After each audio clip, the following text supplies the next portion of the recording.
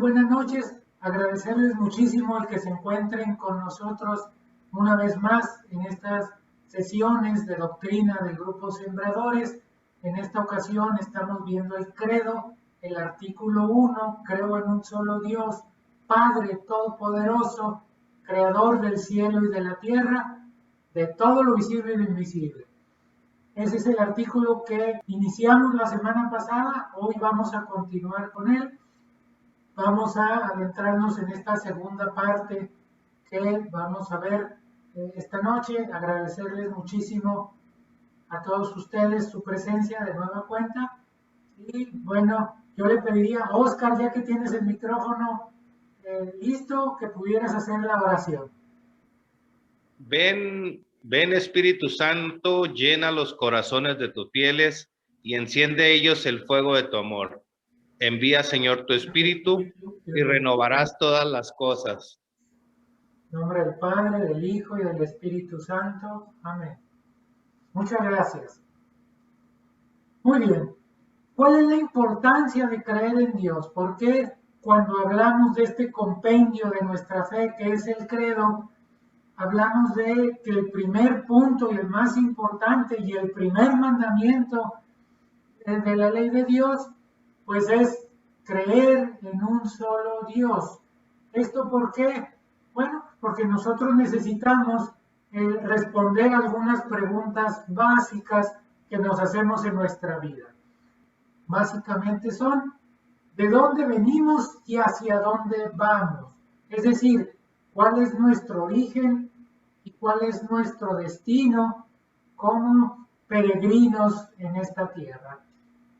En esa medida, pues, esta idea, esta creencia en Dios nos va a resolver estas dos grandes incógnitas del hombre. ¿De dónde venimos? Venimos de Dios. ¿A dónde vamos? Hemos de regresar a Dios nuestro Señor. Esta creencia, pues, en Dios y en todo lo que implica que nos enseña nuestro credo y nuestra religión católica, nos va a dar un sentido, primero, de pertenencia.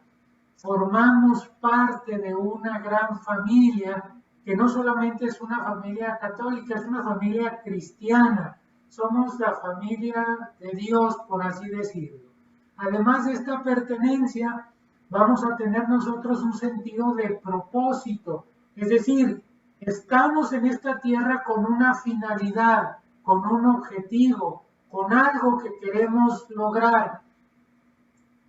Cuando hablamos por ahí del materialismo, del ateísmo, y decimos pues que ellos consideran que con la muerte se acaba toda la existencia del hombre, entonces ellos no tienen un sentido de propósito, o tendrán un sentido de propósito de un menor nivel, porque hablamos de aquella frase muy común ahora en nuestros tiempos, de que hay que beber y hay que comer y hay que disfrutar de la vida porque se va a acabar. Y entonces venimos a hacer de esta vida un carnaval. El propósito, pues, de nosotros como cristianos es un propósito muy diferente, es un propósito de un nivel mucho más alto. Y también vamos a tener un sentido de trascendencia. ¿De qué hablamos con este sentido de trascendencia? Vamos a regresar un poquito. Cuando hablamos de este sentido de trascendencia es porque hay una vida más allá de la que nosotros conocemos.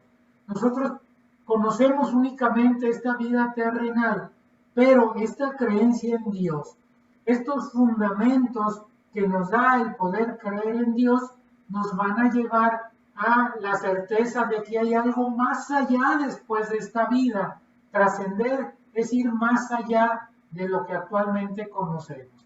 Y tenemos nosotros pues esta certeza de que hay una vida trascendente, una vida más importante, una vida más plena, más completa, una vida en donde regresamos nosotros hacia nuestro Creador. Quienes creen en la reencarnación consideran que esta vida es estar dando vueltas y volver a nacer, sea en un animal si te portaste mal, sea en otro ser humano si te faltó algo por hacer. Nosotros como católicos consideramos que al morir nuestra alma volverá a su origen, volverá a Dios. Y entonces creer en Dios pues es la parte más importante que debemos de tener todos los cristianos, todos los católicos, todos los creyentes. Cuando platicamos por ahí con nuestros hijos y nos dicen, yo creo en Dios, papá, sí creo en Dios, a lo mejor no creo en esto, no creo en lo otro, no creo en la iglesia, que es lo más común actualmente entre los jóvenes.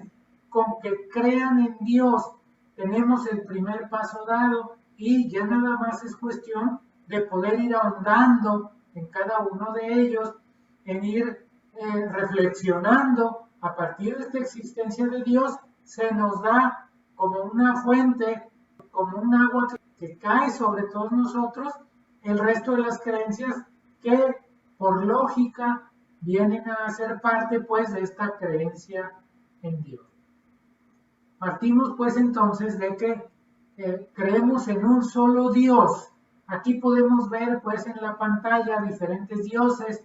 Está Zeus por ahí abajo, que son dioses de la mitología griega. Está Poseidón arriba, está un dios caracterizado por una persona, pero el dios Huitzilopochtli de la cultura mexica. Y hay los dioses como Ra, que era un dios para los egipcios, etcétera, etcétera. Es decir, a lo largo de la historia del hombre, a lo largo de las civilizaciones, han ido creyendo en diferentes tipos de dioses, pero han creído en una polideidad, es decir, en una gran cantidad de dioses o en más de un dios.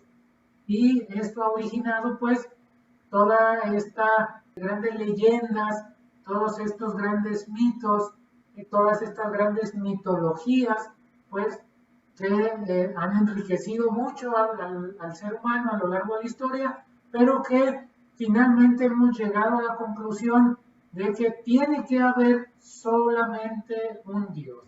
¿Por qué llegamos a esa conclusión? Bueno, porque para que Dios pueda ser Dios, tiene que ser una perfección suprema, tiene que ser un ser perfecto. Y si hablamos de que hay dos dioses, la única forma de diferenciar entre los dos dioses es que alguno tenga alguna imperfección. Y entonces, si alguno de ellos tiene una imperfección, entonces no es Dios, porque Dios es la perfección absoluta. A raíz de ahí, pues, partimos de que hay un solo Dios. Como cristianos llegamos, pues, a esto como una herencia judía, judeocristiana, que se diferenció, pues, de los pueblos de la antigüedad, que eran politeístas. Tenemos, pues, entonces que creemos en un solo Dios, y ese Dios es un Padre todopoderoso. Y cuando hablamos de que es un Padre todopoderoso, yo quisiera entrar a lo que es el misterio de la Santísima Trinidad. ¿Por qué?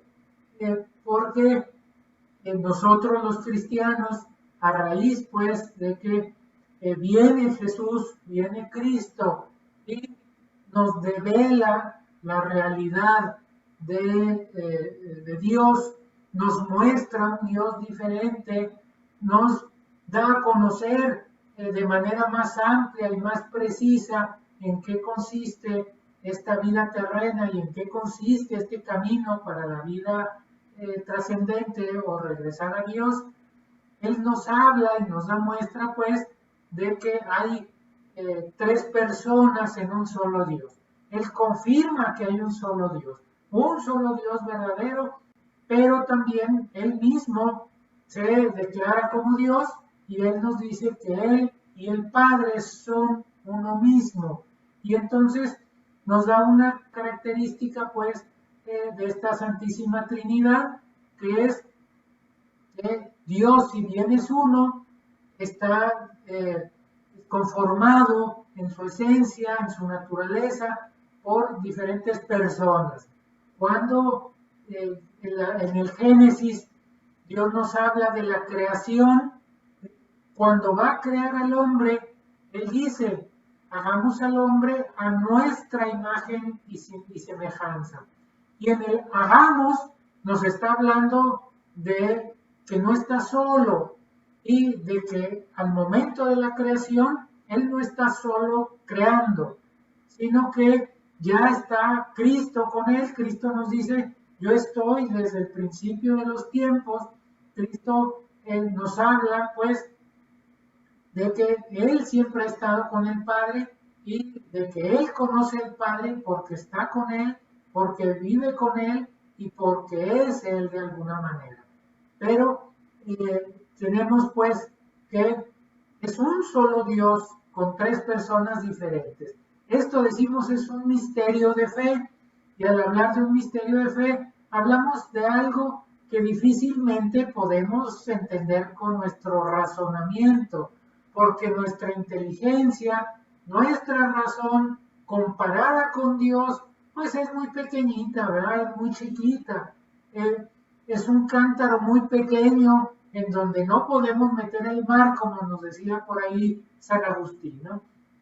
Entonces, esta explicación, pues, de tres personas diferentes en un solo Dios, tratamos de hacerla lo más terrenal posible, como Cristo nos explicaba, con ejemplos muy terrenales para poder entender lo divino a partir de lo humano, pues podemos entenderlo como nosotros mismos. Es decir, en mi caso, o en el caso de alguna persona, pues yo soy padre, ¿sí? y soy hermano, ¿sí? Y entonces mis hijos me ven diferente como padre a como me ven mis hermanos como hermano, o como me pueden ver mis nietos como abuelo y mis hijos como padre. Esto es, yo soy un padre y mis hijos me ven con un respeto, con una autoridad, y hablan de su padre como una persona que puede ser muy estricta y que es formadora, etcétera, etcétera. Y a su vez, sus hijos que me pueden ver como abuelo, algún día, espero tener pronto nietos, pero mis hijos mis nietos que me pueden ver como abuelo, me pueden ver totalmente diferente. Soy la misma persona, pero mi abuelo me achipila, me consiente, me aconseja, me trata muy diferente a como me trata mi papá. Y mi hermano es totalmente diferente la relación también. Mi hermano va a tener una relación diferente conmigo porque su percepción es a nivel de hermanos. Entonces, yo puedo ser padre, puedo ser abuelo, puedo ser hermano y me van a ver diferente aunque sea la misma persona. Lo mismo sucede en el caso de la Santísima Trinidad. Otro ejemplo interesante que nos da por ahí el Padre Ángel es, por ejemplo, el caso del fuego.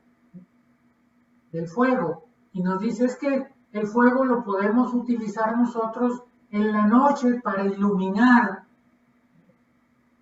pero también lo podemos usar para calentar. Si tenemos frío, lo usaremos para calentar. Si estamos en la oscuridad, lo usaremos para iluminar.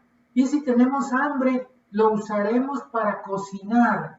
Es el mismo fuego, pero lo percibimos diferente y acudimos a él de manera diferente, aunque sea el mismo fuego. Porque yo puedo estar a 38 grados centígrados y no voy a usar el fuego para calentarme, pero sí lo puedo usar para cocinar. O puedo estar a 30 grados en la noche y puedo tener un fuego para iluminar, aunque no lo necesite para calentar.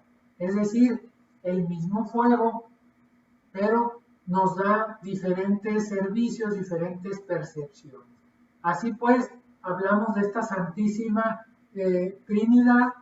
También cuando Cristo manda a sus apóstoles a bautizar en su nombre, y Cristo los envía a predicar el Evangelio, dice, y bauticen a quienes crean en el nombre del Padre, y del Hijo, y del Espíritu Santo. esta Y forma o le da un sentido muy particular a esta oración, pues, porque instituye al Hijo en el mismo nivel del Padre y al Espíritu Santo en el mismo nivel del Padre y el Hijo, cuando se pone la letra Y. Esto lo podemos ver, pues, en la Biblia muy textualmente, en el nombre del Padre y del Hijo y del Espíritu Santo. Muchos de nosotros decimos o nos persignamos en el nombre del Padre, del Hijo y del Espíritu Santo, y al Hijo no le ponemos la Y. No pasa nada, es una oración.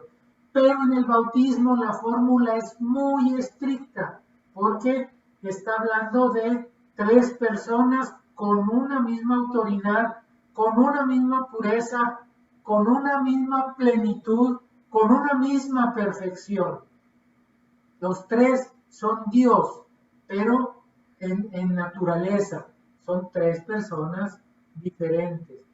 Y hacemos aquí la excepción, pues, el comentario de que Dios no tiene sexo, como cuando hablamos de los angelitos que no tienen sexo, los pintan como niños, sí, pero no tienen sexo en realidad, son espíritus puros. Y esto sale a colación porque estaba viendo el otro día una película que les recomiendo, estaba en Netflix, ya no está en Netflix, pero está por ahí en Cuevana, se llama La Cabaña. Y esta película de La Cabaña, quien quiera me pone un comentario y lo vamos a subir o se los hago llegar a través de WhatsApp. Esta película de La Cabaña es una historia muy bonita en donde nos presentan a Dios con forma de mujer. Y entonces no estamos acostumbrados nosotros a imaginarnos a Dios como una mujer. Y un pastor protestante me decía, es que están equivocados porque Dios es hombre, porque así nos lo enseñó Cristo, Dios es el Padre y Dios es hombre. Bueno, en realidad Dios no tiene sexo, Dios es un espíritu puro y lo podemos ver como Padre o lo podemos ver como Madre o en el caso de Cristo lo podemos ver como hermano.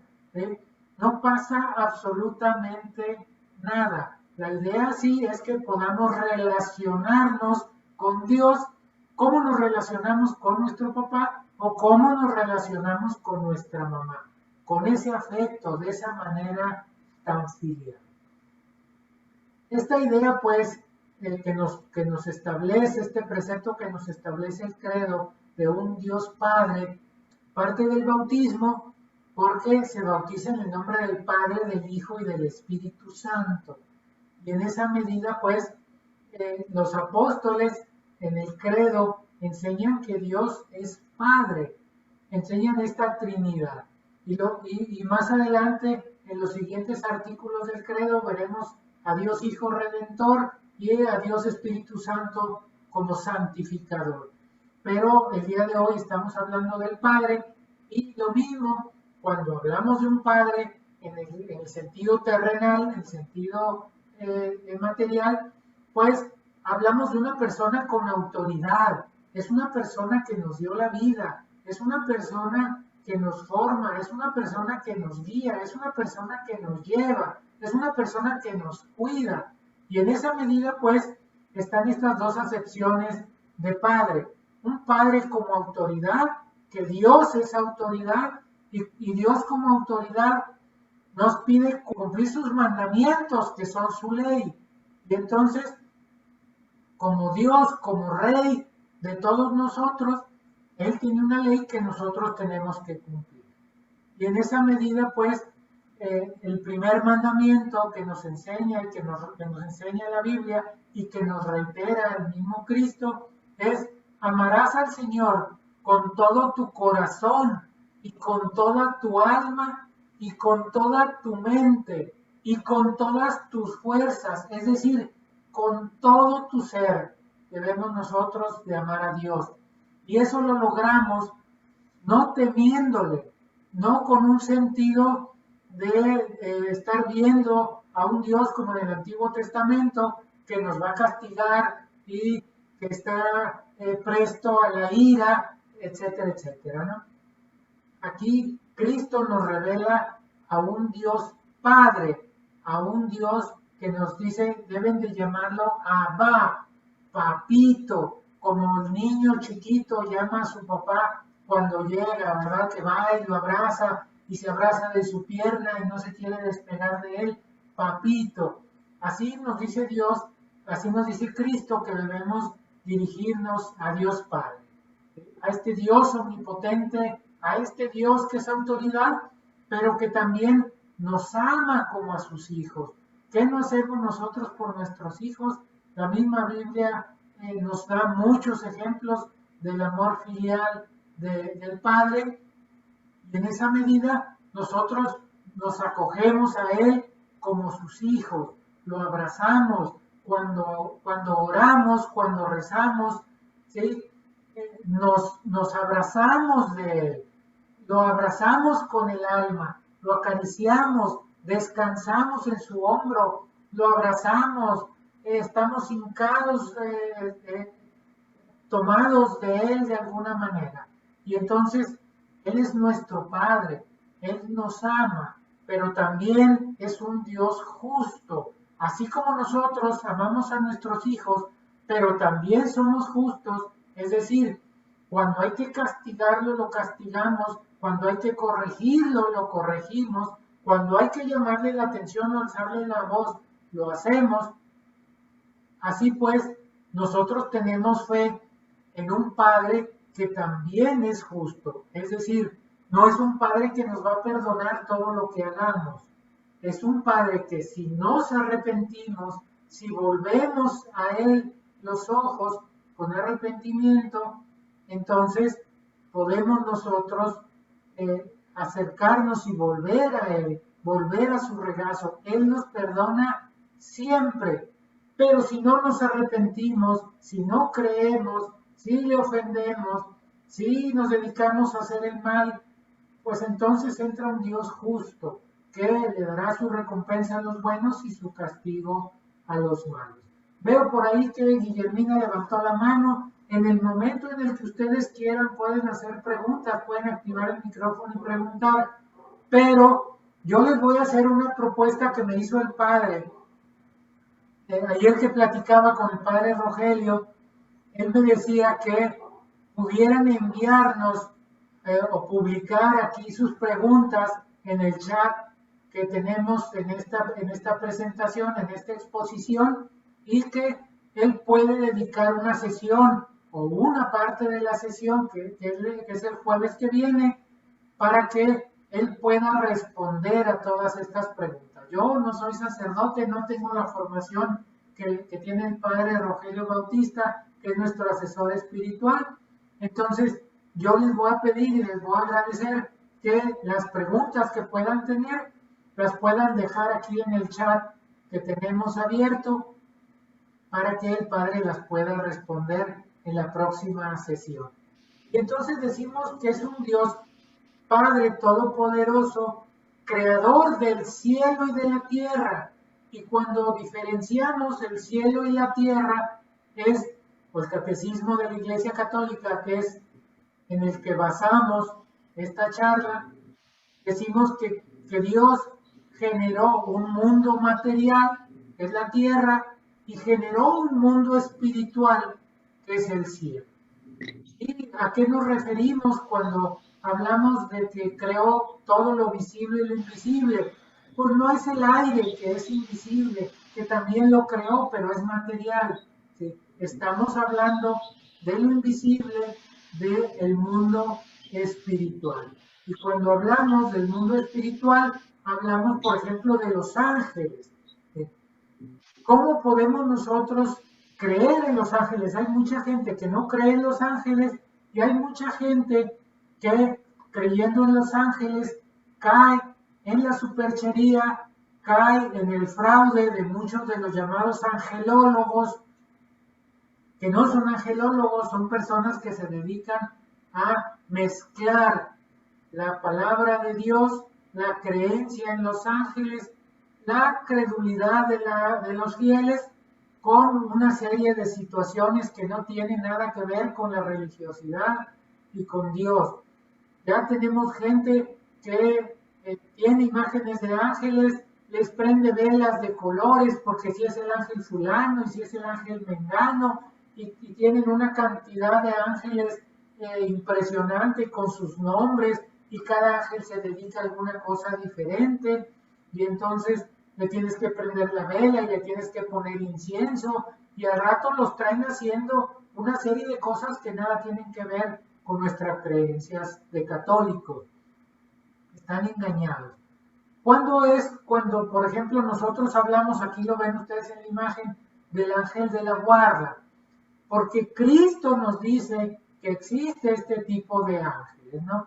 Nos dice, mira, que no menospreciéis a estos pequeños, a estos niños, porque les digo que sus ángeles en el cielo ven el rostro de mi Padre que está en los cielos. Esto aquí nos dice en Mateo capítulo 18, versículo 10, pues que estos niños, cada niño tiene un ángel. Esto nos habla el mismo Cristo en los evangelios. Nos dice también en el Salmo 103, bendigan al Señor todos sus ángeles, poderosos en fortaleza, que ejecutan sus órdenes apenas oyen el sonido de su palabra. Esto es, los ángeles son mensajeros de Dios. Los ángeles están en presencia de Dios. Y Dios los manda a cumplir diferentes aspectos en esta vida espiritual y terrenal en la que estamos nosotros imbuidos. Así pues, tenemos, por ejemplo, en la Biblia que nos habla de 3 arcángeles, San Gabriel, San Rafael y San Miguel. Hay un cuarto arcángel, San Uriel, pero no habla de ninguno más. Y hay quienes dicen que son 7, hay quienes dicen ya que son 11, y hay quienes tienen una cantidad de arcángeles impresionantes y de ángeles que finalmente los revuelven, los confunden y generan pues esta confusión y creencias sesgadas, inadecuadas en nosotros los católicos. Bueno, el mismo Cristo, que es Dios y que se nos manifiesta como Dios en sus evangelios, nos dice, hablando de sí mismo, cuando el Hijo del hombre venga en su gloria acompañado de todos sus ángeles. Es decir, los ángeles son servidores de Dios, son servidores de Cristo, fueron hechos para servir a Dios y para servir a Cristo. Y hay ciertamente una organización, ángeles, arcángeles, querubines, serafines, tronos, dominaciones, que en la tradición la Santa Iglesia ha ido ordenando y ha ido dándoles diferentes funciones, pero partimos pues de que son parte de este mundo espiritual generado por Dios en la misma creación. Luego, en este mundo invisible también nos habla del alma humana, porque el alma humana existe, es posible comprobarla como la presencia de Dios, también la podemos comprobar a través de la razón, a través de lo evidente, a través de la ciencia. Podemos comprobar nosotros también que todos los seres humanos tenemos un alma. En principio hablamos de que el alma es la que nos da la vida. Cuando habla la Biblia de la creación, dice que Dios sopló sobre el hombre y en ese soplido le transmite su alma, le transmite la vida. Y tenemos vida precisamente porque el alma es quien nos da la vida. Y esa alma que está dentro de nosotros, que no es material, es la que permite que la materia pueda tener una serie de características, una serie de atributos, como son el que podamos movernos como son el que podamos razonar, el que podamos pensar, el que tengamos voluntad, el que tengamos memoria, que son cualidades del alma, no del cuerpo. Todos nosotros tenemos cuerpo, todos tenemos una cabeza, unos más grandota que otros están cabezones como los yucatecos por ahí. Saludos si hay alguien de Yucatán, con todo cariño.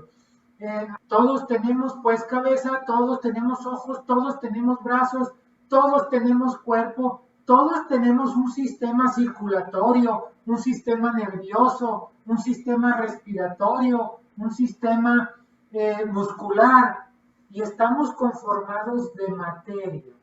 Pero lo que le da vida a esa materia, lo que permite que esa materia se desarrolle, veíamos en la sesión anterior, es Dios. Y en el caso de nosotros es el alma humana, esa vida que nos transmite Dios, que nos da Dios a través del alma, que es inmaterial.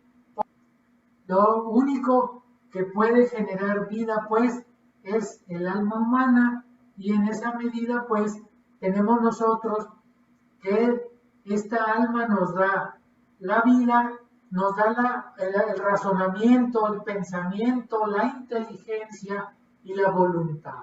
Tenemos el caso, por ejemplo, de una persona que muere. Cuando una persona muere, ¿sigue teniendo cabeza? Sí. ¿Sigue teniendo ojos? Sí. ¿Sigue teniendo pulmones? Sí. ¿Sigue teniendo riñones? Sí. ¿El corazón ahí está? Sí. Ahí están todos sus sistemas biológicos, sí. Y entonces, ¿por qué no puede revivir? Porque no tiene vida, porque esa parte inmaterial ya no está en el cuerpo. Y hay quien dice que la vida no es sino un flujo eléctrico que existe, que se da en el cuerpo humano para poder echar a andar esta maquinaria, ¿no? Pero si así fuera, pues yo los invito a que los muertos, alguien se murió, pues conéctenlo a la luz, pongan unos cables con una extensión, le dan unas descargas eléctricas y tendría que regresar a la vida como lo hizo el doctor Frankenstein en la creación de su monstruo, ¿no? Entonces, esto no es verdad, no es verdad. Nosotros no somos pura materia, y la prueba de ello es que tenemos vida, y esa vida es inmaterial, no la produce la materia, y tampoco la inteligencia la produce la materia. Y aquí vamos a ver un ejemplo muy sencillo de una discusión que teníamos cuando yo estaba en preparatoria. Yo era muy rijoso porque estaba en una escuela puros ateos, y entonces pues yo me defendía y defendía mis creencias ya desde entonces.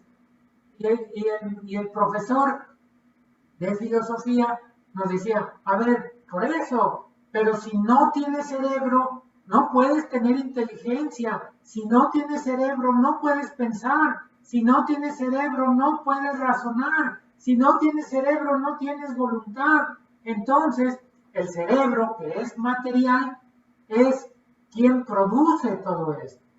Y la respuesta es, no, señor, no es así. Y el ejemplo lo tenemos en una pluma. Si una pluma se le acaba la tinta, ya no va a escribir, porque no tiene tinta. La pluma, pues, si volvemos a llenar de tinta el repuesto, volverá a funcionar y volverá a escribir. ¿Por qué no escribe? Porque no tiene tinta, ¿sí? Oye, pero sigue teniendo su tapón, sigue teniendo la bolita que gira para poder distribuir la tinta, sigue teniendo un cuerpo de plástico, de acero, del material que esté hecho la pluma, pero la pluma no escribe porque ya no tiene tinta. Y entonces la pluma es un vehículo para la tinta. Y asimismo, el cerebro es un vehículo para el alma. Es decir, el alma utiliza toda esta complejidad del cerebro para, a través de él, poder lograr que veamos, poder lograr que hablemos, poder transmitir pensamientos complejos, poder imaginar, poder amar, poder tener una serie de sentimientos y de pensamientos y razonamientos que son inmateriales, porque todo eso es inmaterial. Yo no puedo decir, pues aquí les voy a dar 1 kilo de pensamientos, ¿sí? Aquí están físicamente, vengan por ellos, se los voy a dar y ustedes van a agarrar ese kilo de pensamientos y se los van a meter. Eso no es posible.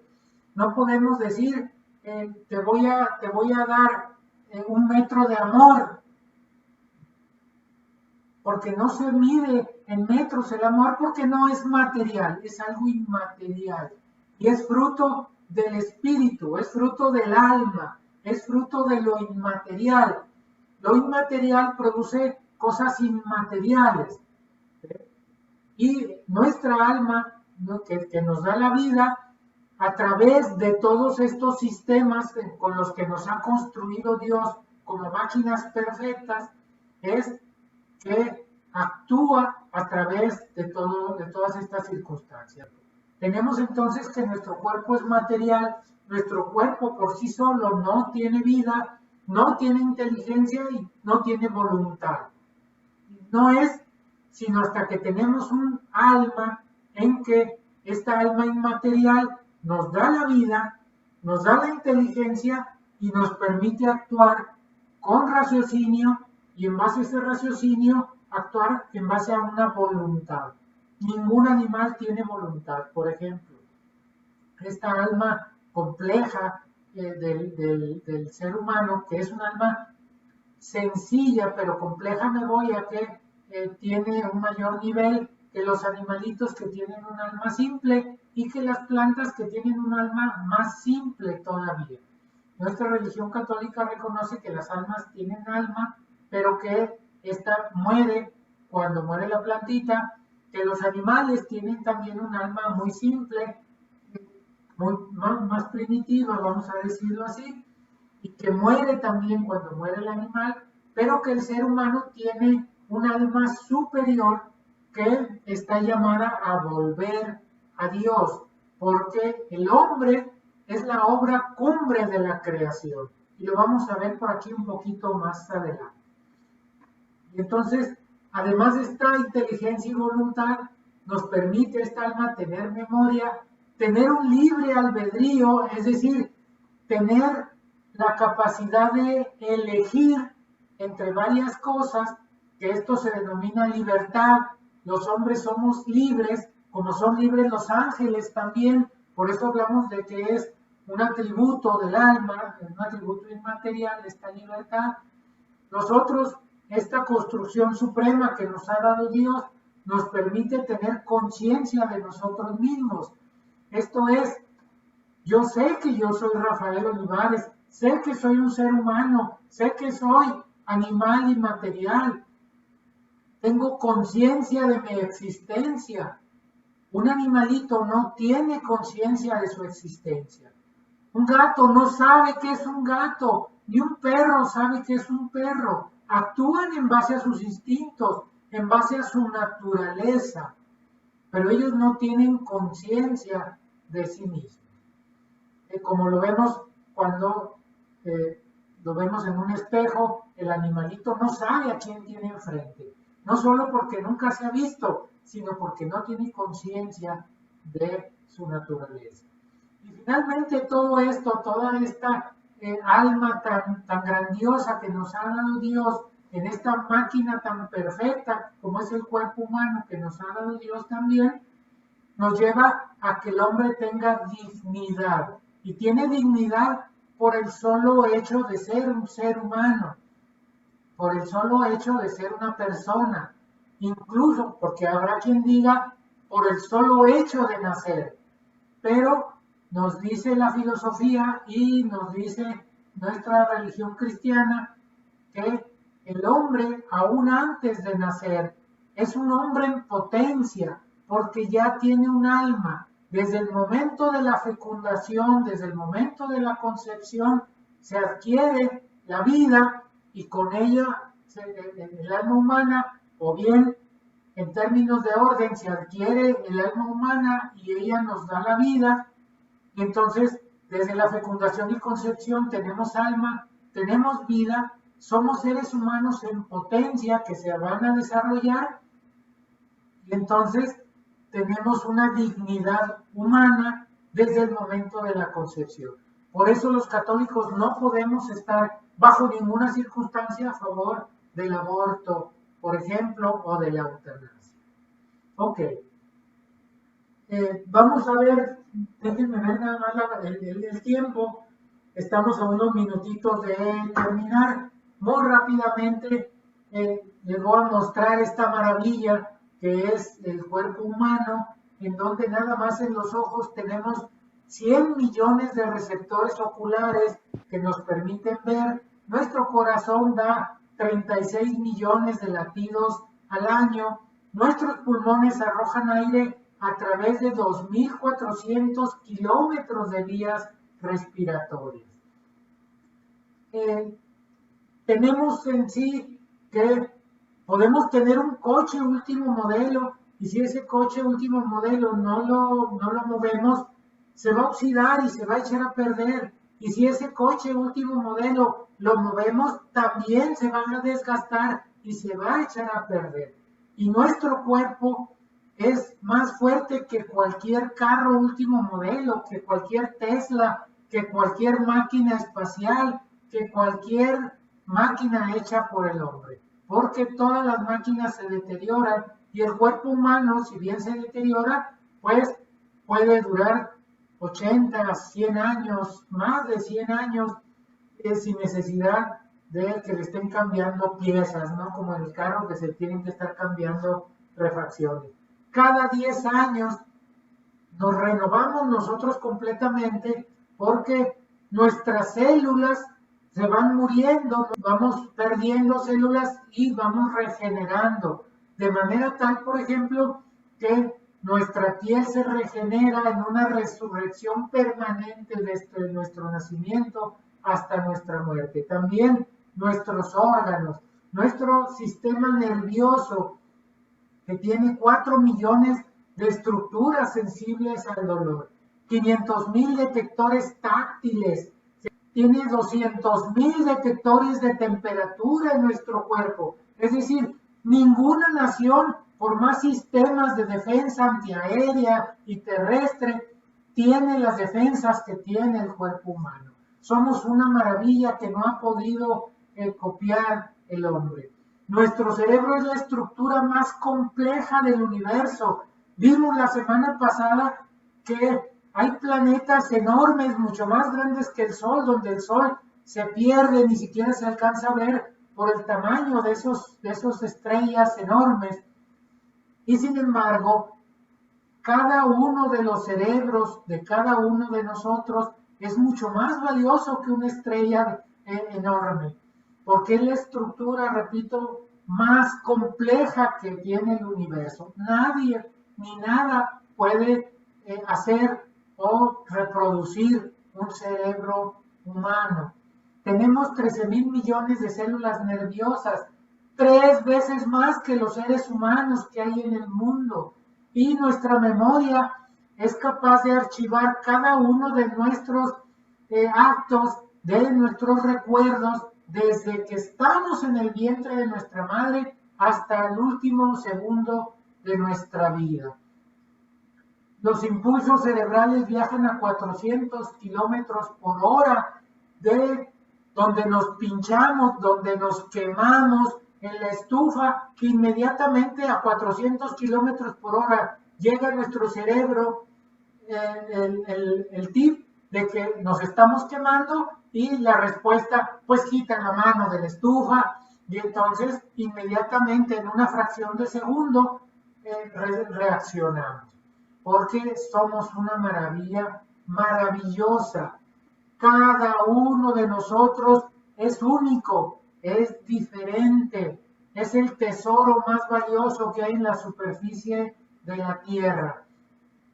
De entre los 70,000 millones de seres humanos que han caminado sobre la Tierra, no hay nadie igual a ti, no hay nadie igual a mí.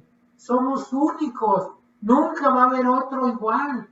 Y entonces estamos hablando de que de todas las combinaciones de cromosomas que puede haber entre el espermatozoide y el masculino y el óvulo femenino, pudieron haberse creado 300 billones de seres diferentes, pero naciste tú, que eres único, que estás hecho a mano por Dios, y por eso el hombre es la obra cumbre de la creación.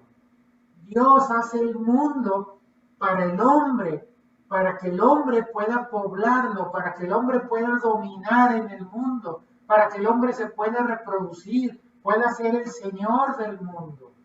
Pero lo tiene que cuidar, lo tiene que respetar, tiene que hacer un tipo de vida sustentable. Entonces, tenemos pues que Dios es uno, es Padre, es Hijo, es Espíritu Santo, es la Santísima Trinidad, es el misterio de la Santísima Trinidad, y es un Padre para nosotros. Es todopoderoso, Él hizo el cielo y la tierra, Él es la inteligencia suprema, es el primer motor que dio movimiento a la materia, es un Dios que además nos creó y que por lo tanto nos cuida y nos quiere como padres, que creó un mundo espiritual y dentro de ese mundo espiritual creó el alma que nos da vida, memoria, inteligencia, raciocinio, libertad, libre albedrío y voluntad, lo cual nos conforma como las obras cumbres de la creación. Con esto termino pues esta sesión, este primer artículo del credo, y daremos paso el jueves que viene al segundo artículo, que es creo en Cristo, y todo lo que implica la creencia de Cristo también como Dios. Pero eso ya, con el favor de Dios, lo va a ver el padre Rogelio Bautista. Por mi parte, yo les agradezco mucho, muchas gracias, Dios los bendiga, nos vemos la semana que entra, y con esto concluimos.